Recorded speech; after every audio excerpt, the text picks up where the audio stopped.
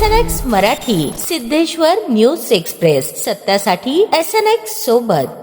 पंतप्रधान नरेंद्र मोदी यांच्या नेतृत्वाखालील केंद्र सरकारने शिवसेना खासदार डॉक्टर ज्योती वाघमारे यांची महिला व बालविकास मंत्रालयाच्या अत्यंत महत्त्वाच्या सल्लागार समितीवर सदस्य म्हणून नियुक्ती केली आहे। पहिल्याच संसदीय अधिवेशनानंतर डॉक्टर वाघमारे यांना मिळालेली ही मोठी जबाबदारी त्यांच्या राजकीय प्रवासातील एक महत्त्वपूर्ण टप्पा मानली जात आहे।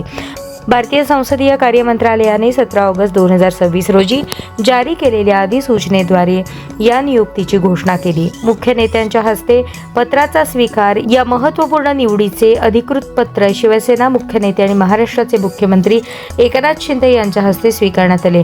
यावेळी मुख्यमंत्री एकनाथ शिंदे यांनी डॉक्टर ज्योती वाघमारे यांचे विशेष कौतुक केले आणि महिला व बालकांच्या सक्षमीकरणासाठी त्या राष्ट्रीय पातळीवर उत्तम कामगिरी करतील असा विश्वास व्यक्त केला। पहिलेच अधिवेशन आणि मोठी जबाबदारी राज्यसभेचे सदस्यत्व मिळाल्यानंतर पहिल्याच अधिवेशनात डॉक्टर ज्योती वाघमारे यांनी आपल्या अभ्यासू वृत्तीची चुणूक दाखवली। याचीच दखल घेत मोदी सरकारने त्यांची महिला आणि बालविकास मंत्रालयाच्या समितीवर सदस्य म्हणून नियुक्ती केली आहे।